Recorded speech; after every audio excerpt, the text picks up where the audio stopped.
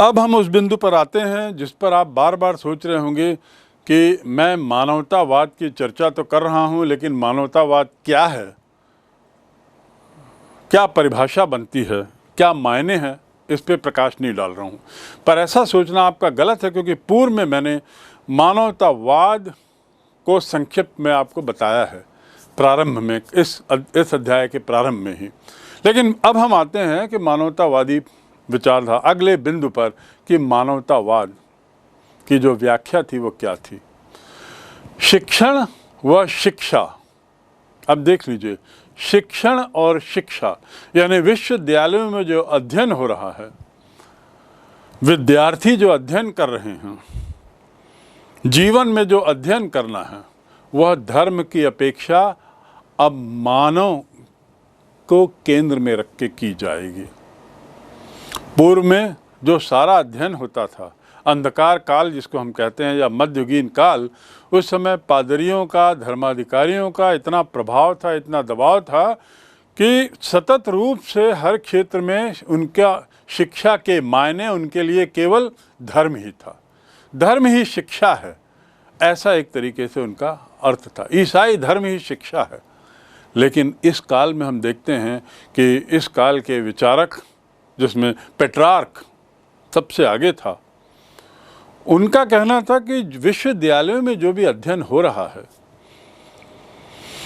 विचारकों, बुद्धिजीवियों, विद्यार्थियों, शिक्षकों, इनके बीच में जो भी तालमेल हो रहा है, बातचीत हो रही है, अध्ययन हो रहा है, उसके केंद्र में मानव हो, मनुष्य, धर्म नहीं।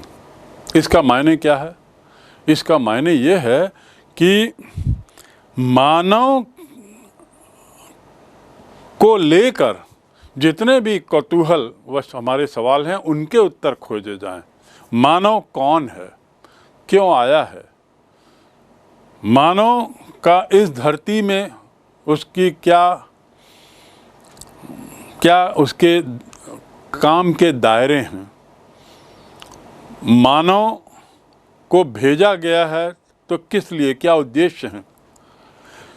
मानव और सुख, भौतिकवाद, मानव की चिंताएं, मानव की परेशानियां, मानव का विकास, धर्म का विकास नहीं, धर्म की दिक्कतें नहीं, मानव की दिक्कतें, मानव की परेशानियां, मानव के लिए सुख।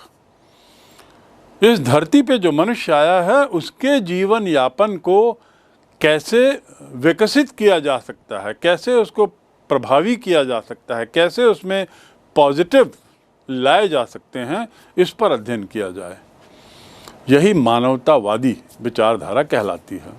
और इस विचारधारा की शुरुआत इटली के पाडुआ विश्वविद्यालय से शुरू होती है। वहाँ इसका अध्ययन प्रारंभ हुआ।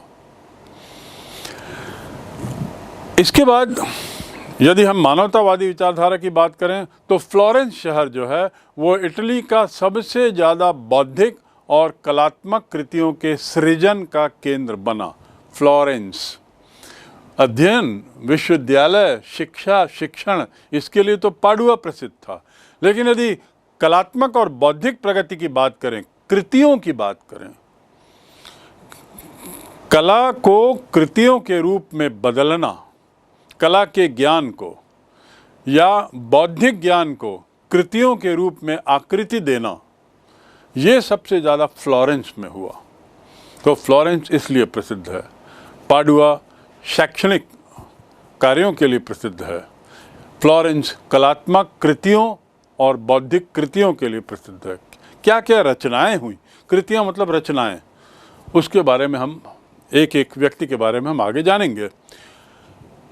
एक व्यक्ति बहुत प्रसिद्ध हुआ इस काल में, वह था दांते। दांते ने अपने एक पुस्तक लिखी, उस पुस्तक का नाम था डिवाइन कॉमेडी। इसमें उसने पोप और चर्च पर बड़े कटाक्ष किए, बड़ा व्यंग किया, उस पर प्रश्न चिन्ह उठाया, उनकी सत्ता पर, उनके अधिकार पर, उनकी वर्चस्वता पर। डिवाइन कॉमेडी, कॉमेडी का अर्थ क्या होता है? कॉमेडी का अर्थ होता है मजाक। डिवाइन मतलब भगवान। तो जिस शीर्षक से ही जैसे आप समझ सकते हैं, पोप और चर्च, उस पर प्रश्न उठाए जाने लगे और उस पर इतने महान ग्रंथ लिखा गया, डिवाइन कॉमेडी, और लेखक का नाम है दांते, DANTE, दांते। इसके बाद कुछ लोगों ने अपने छवि चित्रों के माध्यम से मानवतावाद पर जोर दिया। अब देखिए, दांते ने पुस्तक के माध्यम से मानवतावाद को बढ़ावा दिया, क्योंकि उसकी पुस्तक में यदि धर्म पर अटैक था, धर्म पर यदि उसने हमला किया था, तो धर्म बनाम मानव, इसका अर्थ वह मानव के पक्ष में उसने पुस्तक लिखी थी, मानवतावादी विचारधारा को आगे बढ़ाया था अपने साहित्यिक ग्रंथ के माध्यम से। ऐसे ही छवि चित्रों के माध्यम से भी बहुत से लोगों ने, बहुत से चित्रकारों ने मानवतावाद को बढ़ावा दिया, जिसके उनके चित्रों में, उनकी रचनाओं में, उनकी पेंटिंग्स में, उनकी मूर्ति कला में मानव केंद्र पर था। मनुष्य की समस्याएं, मनुष्य के जीवन का लक्ष्य, मनुष्य का सुख, इसको केंद्र बिंदु पर लाकर लोगों ने चित्र बनाए, पेंटिंग्स की, मूर्तियां बनाए, आदि आदि। तो ये भी मानवतावादी विचारधारा को बढ़ाने में सहायक हुआ। निष्कर्ष क्या कि जो रेनेसां व्यक्ति था, पुनर्जागरण के काल का जो व्यक्ति था, वह एक ऐसा व्यक्ति था जिसकी अनेक रुचियां हों। पुनर्जागरण के काल का व्यक्ति ऐसा था जिसकी बहुत सारी रुचियां हों। वह एक विषय पर मास्टरी नहीं था। He was like a jack of all trades. He was like, हर विषय के बारे में उसे थोड़ा थोड़ा ज्ञान था। तो एक ऐसा व्यक्ति जिसकी अनेक रुचियां हों और बहुमुखी प्रतिभा का धनी हो। हम ऐसे व्यक्तियों के बारे में अब लाइन से, क्रम से बात करेंगे। पहला उसमें जो सबसे सर्वश्रेष्ठ नाम है वह है लियोनार्दो दा विंची। देखिए, Leonardo da Vinci, Leonardo da Vinci Italy के पुनर्जागरण काल का सर्वोत्तम उदाहरण है, मानवतावादी विचारधाराओं का सर्वोत्तम उदाहरण। यह एक गणितज्ञ था, वास्तु विशेषज्ञ था, साइंटिस्ट भी हम कह सकते हैं। उसके अलावा बहुत अच्छा पेंटर था, और इसकी जो कलाकृतियां हैं वह विश्व प्रसिद्ध आज भी हैं।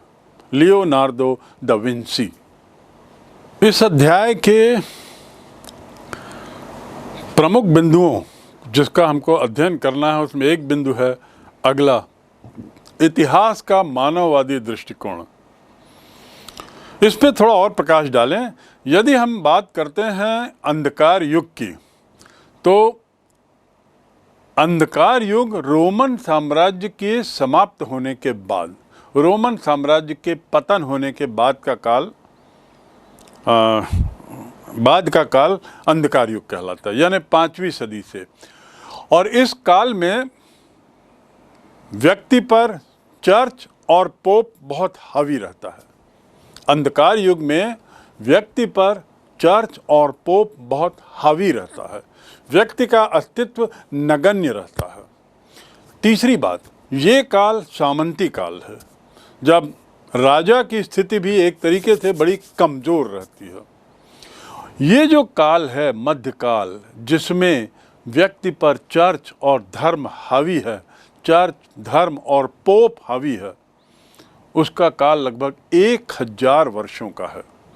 5वीं शताब्दी से मोटा मोटा हम ले सकते हैं 15वीं शताब्दी तक। वैसे 14वीं शताब्दी से प्रारंभ मानते हैं आधुनिक काल का, लेकिन 14वीं शताब्दी में तो आधुनिक काल की आहट सुनाई देती है, तो लगभग 1000 वर्ष कहना सही होगा। मानवतावादियों के द्वारा जो काल का जो विभाजन किया गया है, जिसका मैंने पूर्व में जिक्र किया, उसको फिर एक बार दोहरा लें। 5वीं से 14वीं सदी मध्ययुग, ये जो विभाजन है, ये मानवतावादी दृष्टिकोण रखने वाले लोगों का इतिहास के परिप्रेक्ष्य में नज़रिया है। मानवतावादी लोगों का इतिहास में 5 से 14वीं सदी मध्ययुग, उसमें 5 से 9वीं सदी अंधकार युग, 9वीं से 11वीं सदी आरंभिक मध्य युग, यद्यपि मध्य युग तो 5वीं सदी से प्रारंभ हो गया है, लेकिन अंधकार के बाद के काल को दो भागों में बांटते हैं इतिहासकार, और उसमें एक काल को कहते हैं आरंभिक मध्ययुग और दूसरे काल को कहते हैं उत्तर मध्ययुग। उत्तर यानी बाद में, एक तो होता है प्रश्न और उत्तर और दूसरा होता है उत्तर मतलब बाद में। तो 11वीं से 14वीं सदी का काल उत्तर मध्ययुग कहलाता है। ये इतिहास का मानववादी दृष्टिकोण का काल विभाजन है। 14वीं सदी और आहट, इस शब्द को आप जोड़ के रखें हमेशा। 15वीं सदी से वास्तव में आधुनिक काल प्रारंभ हो जाता है और इसीलिए 1000 वर्षों का काल को अंधकार युग या 1000 वर्षों के काल को मध्य युग इतिहासकार मानते हैं, और आधुनिक काल का प्रारंभ सही रूप में 15वीं शताब्दी से होता है।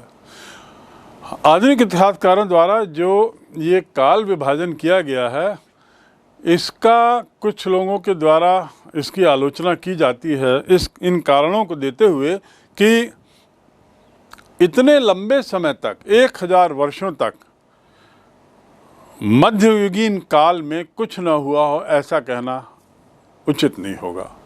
लेकिन सच्चाई तो ये है कि 15वीं शताब्दी के बाद जो हम विकास देखते हैं, जो तीव्र विकास देखते हैं, उसकी तुलना में इन 1000 वर्षों में हुई गतिविधियां एक तरीके से नगण्य हैं। मानव का विकास भी लगभग शून्य है।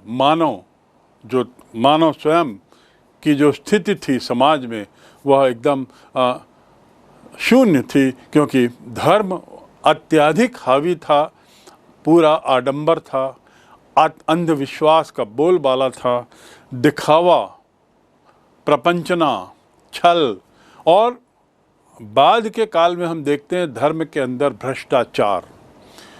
इन सब के मद्देनज़र इतिहासकारों का ऐसा वर्गीकरण किया गया है जो, और इसलिए इस वर्गीकरण को लेकर कुछ दूसरे वर्गों के द्वारा, कुछ दूसरे इतिहासकारों के द्वारा कुछ आलोचना भी होती है। प्रमुख बिंदुओं के अध्ययन के तहत अब अगला बिंदु जो है वह है विज्ञान और दर्शन। अरबियों का क्या योगदान था? विज्ञान और दर्शन में अरबियों के योगदान की यदि बात करें, जो अरबों के योगदान की बात करें, तो उन्होंने विभिन्न ग्रंथों का अनुवाद किया। प्लेटो और अरस्तु के प्राचीन ग्रंथों का अध्ययन रोमन और यूनानी संस्कृति की जानकारी के माध्यम, अरबियों द्वारा विभिन्न ग्रंथों का अनुवाद, इससे प्लेटो और अरस्तु के प्राचीन ग्रंथों के अध्ययन में मदद मिली, ये अनुवाद से। और प्लेटो और अरस्तु तो उस सभ्यता के, लैटिन सभ्यता के महास्तंभ थे, उसके प्रतीक थे।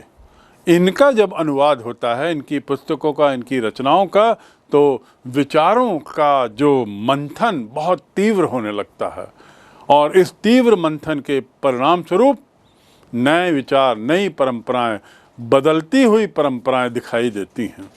और इसीलिए इस काल को हम कहते हैं बदलती हुई परंपराओं का काल। विज्ञान और दर्शन के क्षेत्र में जो दूसरा योगदान इस अनुवाद के अलावा, अरस्तु और प्लेटो के ग्रंथों के अनुवाद के अलावा, यूनानी विद्वानों द्वारा अरबी जो लेखक थे, इनके ग्रंथों का अनुवाद हुआ। पहला तो अरबियों द्वारा अनुवाद होना, दूसरा यूनानी विद्वानों द्वारा अरबी लेखकों की पुस्तकों का अनुवाद होना, जिसमें खगोल शास्त्र था, ज्योतिष विज्ञान, रसायन विज्ञान, इन सब का अनुवाद होना। और याद रखेंगे, ये अनुवाद होना स्वयं में नए विचारों को जन्म नहीं देता है। इन अनुवादों का अन्य लोगों तक पहुंचना पुस्तक के माध्यम से, प्रिंटिंग प्रेस के माध्यम से, ये ज़्यादा अहम था। और यहाँ पर आपको बारंबार याद रखना होगा कि प्रिंटिंग प्रेस की भूमिका कितनी महत्वपूर्ण रही है यूरोप को मध्यकाल से निकालकर आधुनिक काल लाने में। यूरोप जो आज बना है उसकी जो आधारशिला 15वीं शताब्दी में रखी गई, उसके पीछे प्रिंटिंग प्रेस का बहुत अहम योगदान है। तो एक बार पुनः अरबियों द्वारा अरस्तु प्लेटो की पुस्तकों का अनुवाद, उसके बाद यूनानी विद्वानों द्वारा अरबी लेखकों के द्वारा लिखी गई खगोल विज्ञान, रसायन विज्ञान, ज्योतिष विज्ञान में पुस्तक, और उसके बाद विश्वविद्यालयों के पाठ्यक्रम में विज्ञान और दर्शन, कानून तो मुख्य विषय था, विधि तो मुख्य विषय था, विधि विज्ञान, लेकिन इसके साथ ही साथ अब विज्ञान का अध्ययन, साइंस का अध्ययन। साइंस जो है वह तर्क आधारित विषय है और धर्म जो है वह तर्क पर विश्वास नहीं करता। कम से कम उस काल का धर्म जो था वो तो अंधविश्वास पर आधारित धर्म था। तो एक तरीके से संघर्ष का काल है ये, धर्म बनाम विज्ञान, धर्म बड़ा या विज्ञान।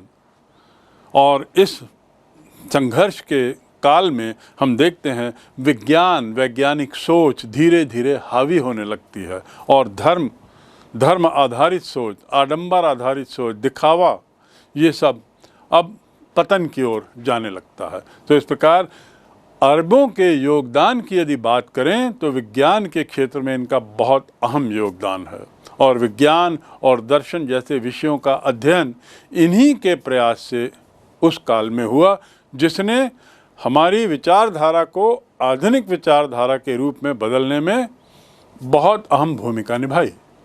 अब समय आ गया है कि हम पृष्ठभूमि को एक तरीके से वाइंड अप करें। वाइंड अप से तात्पर्य मेरा यह है कि हम संक्षिप्त में एक थोड़ा जाने तीव्र गति से, लेकिन कि 14वीं और 15वीं शताब्दी में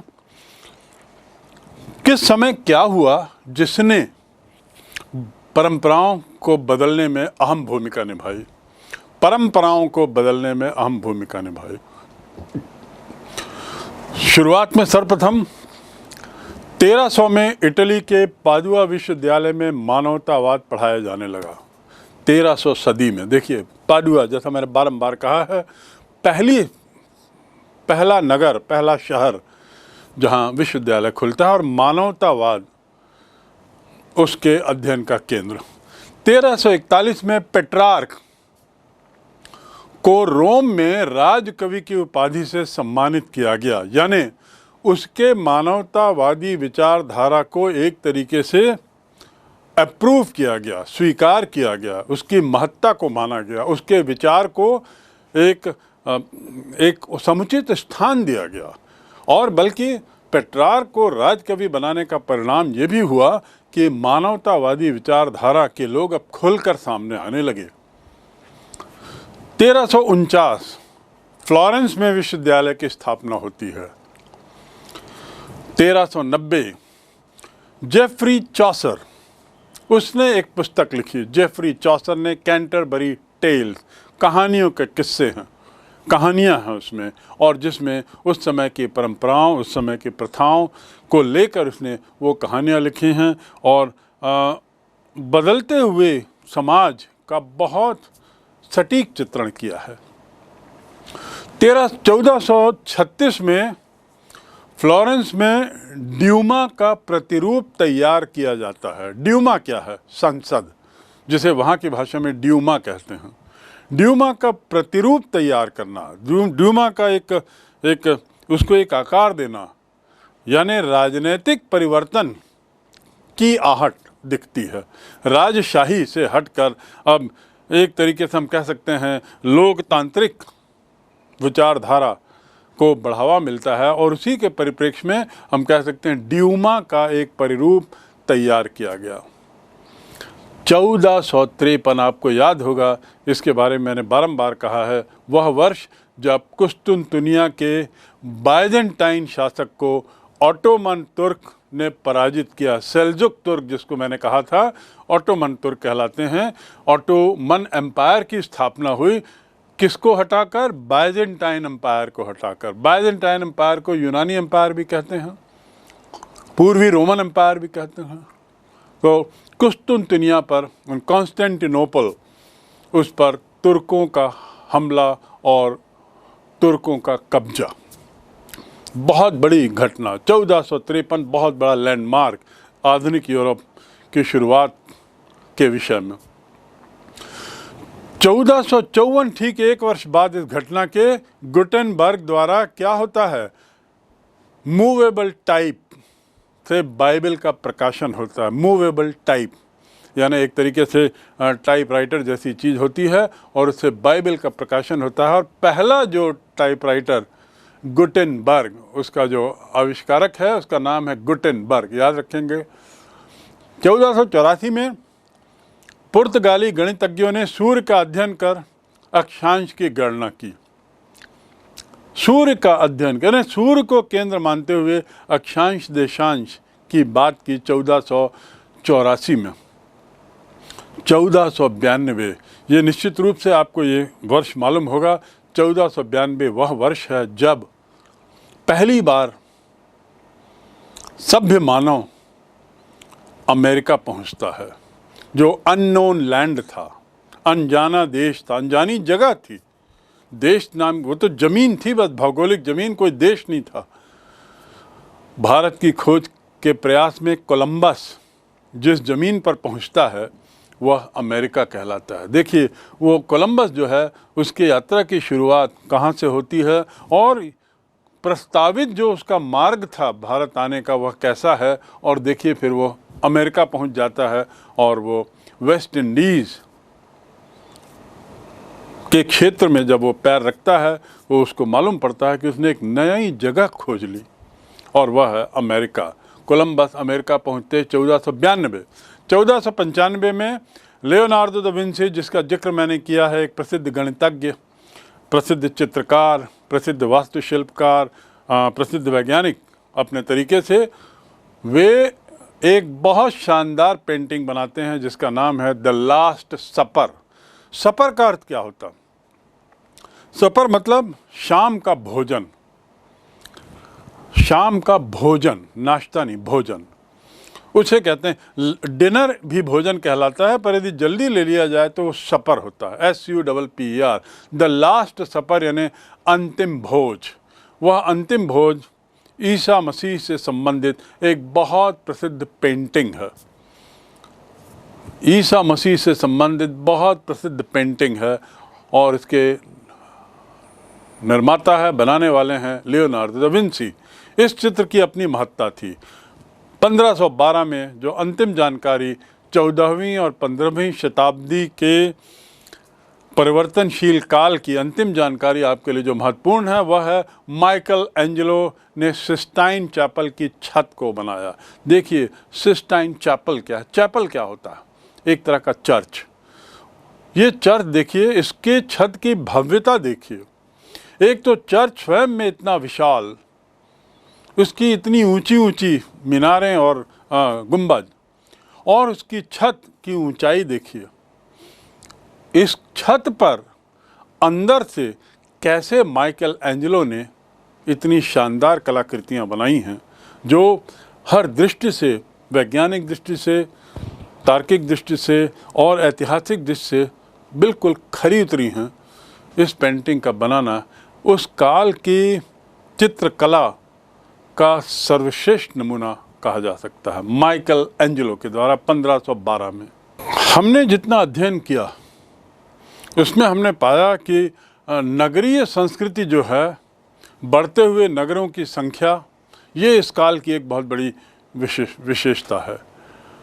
नगरों का बढ़ना, उनकी संख्या बढ़ना, उनका विकास होना, ये इस काल की विशेषता है। और जितने भी जो नगर थे वो सब ज्ञान और कला के अलग अलग केंद्र बन गए थे। साथ ही अभिजात वर्ग के लोगों के द्वारा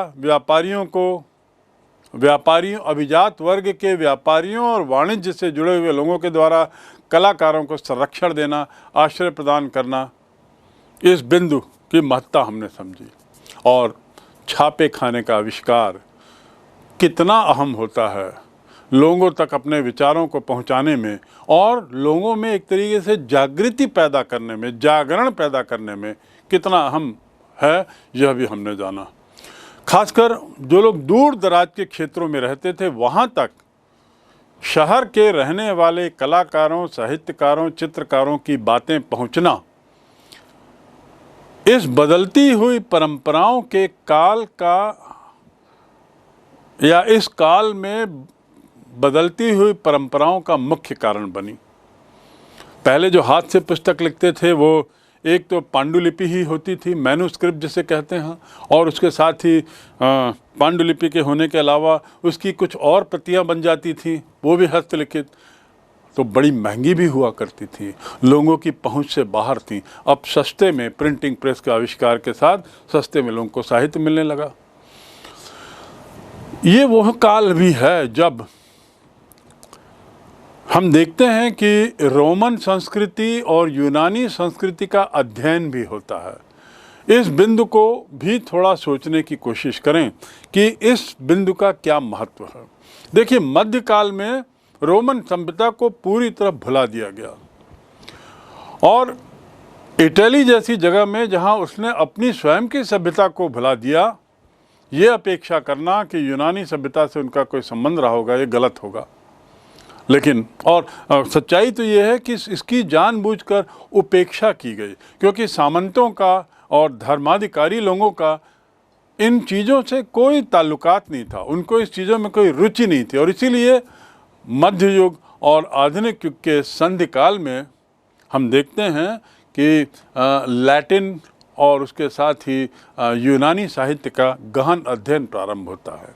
मध्य युग और आधुनिक युग का जो संधि काल है, जो यानी 13वीं 14वीं शताब्दी, संधि यानी जहाँ जोड़ते हैं, उस काल में हम देखते हैं कि लैटिन और यूनानी साहित्य का बहुत प्रचुर अध्ययन होता है। परिणाम क्या होता है कि एक नई सोच आती है, स्वतंत्र सोच आती है, व्यापक दृष्टिकोण आता है, और कुस्तुनतिनिया पर तुर्कियों के द्वारा कब्जा किए जाने के बाद इस सभ्यता के अध्ययन में एक तीव्रता आती है, क्योंकि अरबियों के आने से उनके जो विचार आए उसने इटली के लोगों को अपनी पुरानी सभ्यता के पुनर्अध्ययन के लिए प्रेरित किया था। और इसीलिए नवीन वैज्ञानिक सोच का, नवीन वैज्ञानिक दृष्टिकोण का सृजन होता है, और ये जो नवीन वैज्ञानिक सोच का जो सृजन है, वही एक तरीके से हम कह सकते हैं आधुनिक युग के आने का परिचायक, आधुनिक युग के आने का द्योतक, आधुनिक युग के आने का सूचक का कार्य करता है, नवीन वैज्ञानिक सोच। कई विद्वान इसी को, इसलिए इस काल को रेनेसां कहते हैं।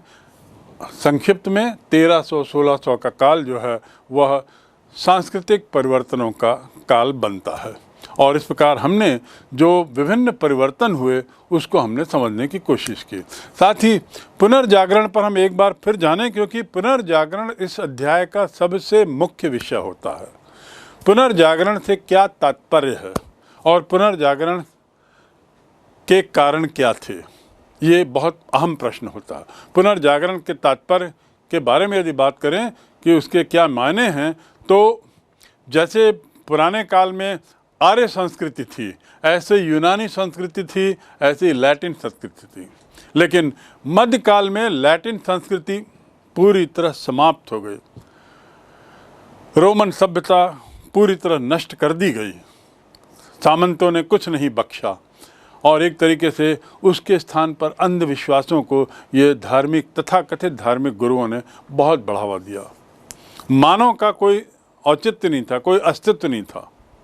और ये जो काल है 500 से 1500 हमने बताया। लेकिन इस दौरान आखिरी जब संधि काल जो है, उस संधि काल में क्या शुरू होता है, एक तरीके से क्रांति, सोच में क्रांति, नवीन विचारों का आना शुरू होता है। वही यूनानियों के आने के कारण अंधविश्वास, कुप्रथा, आडंबरवाद, भ्रष्टाचार, इसके स्थान पर मानवतावाद आता है, इसके स्थान पर भौतिकवाद आता है, इसके स्थान पर सांसारिक सुखों की बात ज़्यादा की जाने लगती है।